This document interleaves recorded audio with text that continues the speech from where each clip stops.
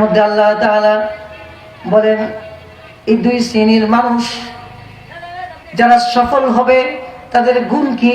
এক নম্বর গুণ হলো মাইতুল্লাহ, তারা প্রত্যেকটা কাজে আল্লাহ তাআলার অনুসরণ করবে। সুবহানাল্লাহ। মাইতুল্লাহ রাসূলুহ, সফল মানুষের দুইটা গুণ। নাম্বার এক, তারা আল্লাহ এবং তার রাসূলের অনুসরণ করবে। আল্লাহর রাসূলের অনুসরণ যদি করে তাহলে তারা দুই শ্রেণীর চার শ্রেণীর মানুষের সাথে জান্নাতে যাবে। কয় শ্রেণীর? চার শ্রেণীর।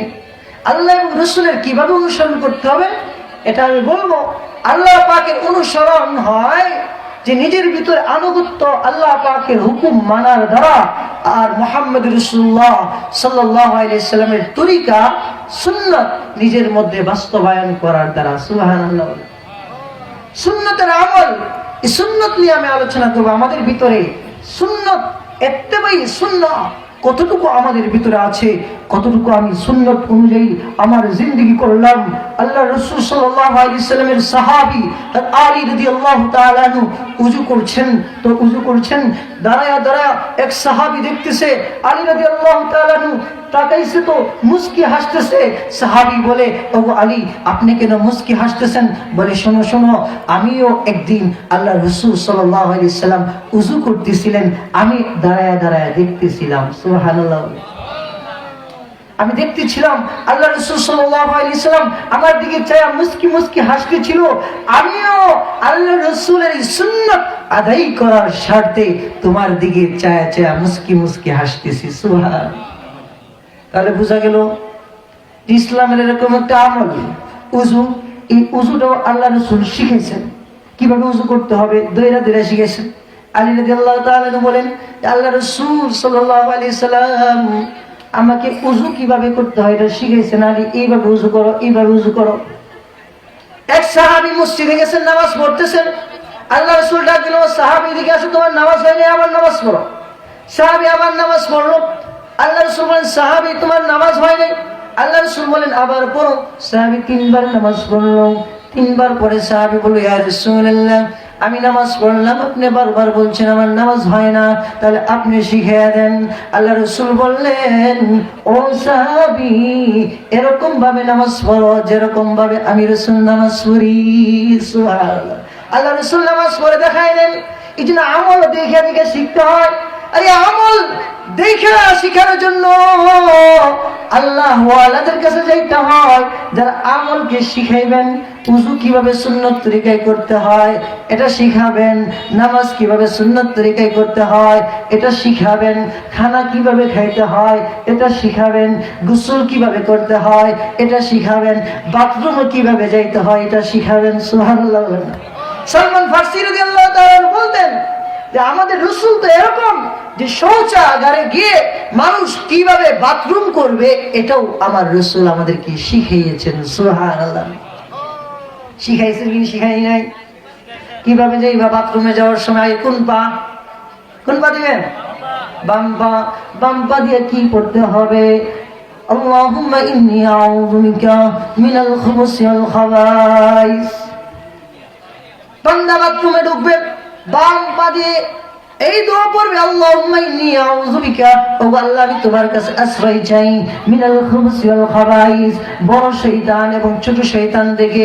আল্লাহ বলে, ওরে দুনিয়ার মানুষেরা আমি রাসূলকে পাঠাইলাম, রাসূল তোমাদেরকে প্রত্যেকটা কাজের সুন্নাত শিখাইলো। তুমি খাইবা সব, তুমি ঘুমাইবা সব, তুমি হাঁটবা সব, তুমি নামাজ পড়বা সব, তুমি বাজার করবা সব, তুমি রাজনীতি করবা সব। সুবহানাল্লাহ।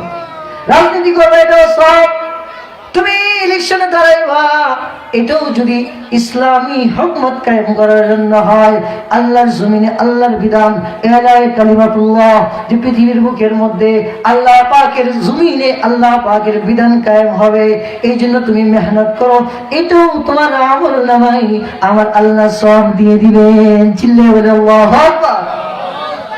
এই জন্য প্রত্যেকটা কাজে সব আল্লাহ রাসূল শিখাইলেন।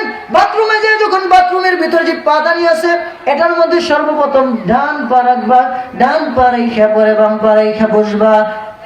কিভাবে বসবা এটাও রাসূল শিখাইছেন। একেবারে দাঁড়ায় ভিলা নেবেন, দাঁড়াই কামড়ে হইলাল না, আল্লাহ রাসূল শিখেছে না, বৈশা একেবারে নিকটে যায় লজ্জাস্থানের দিকে চাওয়া যাবে না, একেবারে বসার নিকটবর্তী যার যতটুকু প্রয়োজন হয় এতটুকু হলো। ছেলে কই ছেলেটা বড় ভদ্র, বড় সম্পর্ক কি, ছেলে তো মাশাআল্লাহ ভালো গুণ, কি গুণ, ছেলে তো কিছু করে না, খালি দাঁড়ায় প্রস্রাব করে। দাঁড়াইছে সিন খুইলা চাকি দিয়ে দুইটা সিনটা লাগাই দিছে, শরীর যে না পাক এর কোনো আর কি নাই, খবর নাই।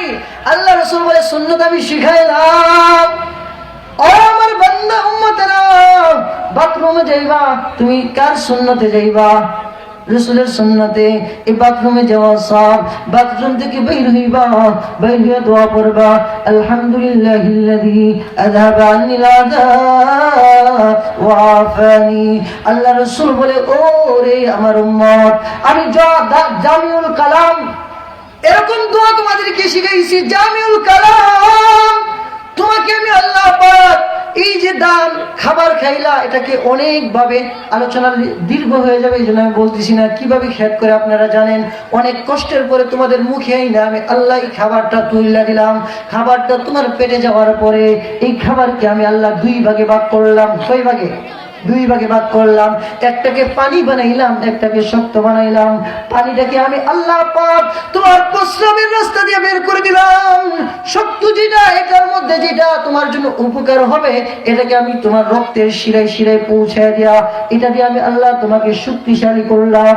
আর যেটা তোমার উপকারে আসবে না, এটাকে আমি পাতলা বানায়া শরীরের মধ্যে নাভির নিচে একটা মেশিন আছে, যেটা একেবারে সূক্ষ্ম থেকে সূক্ষ্ম, আমি আল্লাহ সাইকা তোমার পায়খানা রাস্তা দিয়া ওই ময়লাগুলো আমি আল্লাহ বের করে দিলাম। এই জন্য তুমি যখন বাথরুম করবা, আমি আল্লাহর কাছে দোয়া করো, আলহামদুলিল্লাহিল্লাযী আযহাবা আন্নিল আযা ওয়া আফানি। ও আল্লাহ তোমার শুকর, তুমি আমাকে যে খাবারগুলো আমার ভিতরে ঢুকাইছিলা, এগুলো যে তুমি আমার ভিতর থেকে বের করে দিছ, এই জন্য আমি আল্লাহ তোমার কাছে শুকর আদায় করলাম। সুবহানাল্লাহ।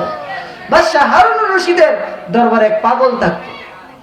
তো পাগল বাদশা হারুনুর রশিদকে বলছে, বাদশা আপনি তো এত জাহানের বাদশা, আপনি এক গ্লাস পানি খাইলেন, প্রস্রাব যদি আপনার আটকা যায়, যদি বের না হয়, আপনি প্রস্রাব বের করার জন্য কি করবেন?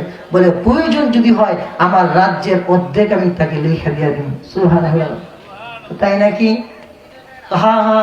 আবার এই যে পানি খাইলেন, প্রস্রাব আপনার বের হইল, আবার যে পানি যদি আপনি ভিতরে না প্রবেশ করাইতে পারেন, প্রস্রাব না নিতে, আবার যদি পানি যদি আপনার ভিতরে না খাইতে পারেন, না ঢুকে বমি করে ফালাইয়া দেন, কি করবেন? পানি ঢুকানোর জন্য যদি আমার অর্ধেক রাজত্ব দিতে হয়, আমি অর্ধেক রাজত্ব দিয়া দেব। ওই আল্লাহর বান্দার একদম বলে, বাদশাহ আপনার গোটা বাদশাহীর দাম হলো 2 গ্লাস পানি। এক গ্লাস পানি ভিতরে ঢুকানো আর বাইর করানো, আল্লাহ যদি প্রস্রাব আটকায় দেয়, বাইর করার কোন সুযোগ আছে? আছে? বলেন আছে? এই জন্য প্রত্যেক কাজে মাসনুন দোয়াগুলো, সুন্নতগুলো আছে কি নাই? আল্লাহ তাআলা এই সুন্নতগুলো আল্লাহ রাসূলের মাধ্যমে আল্লাহ পাক শিখিয়েছেন। সুন্নত করলে কি হবে? আল্লাহ রাসূল সাল্লাল্লাহু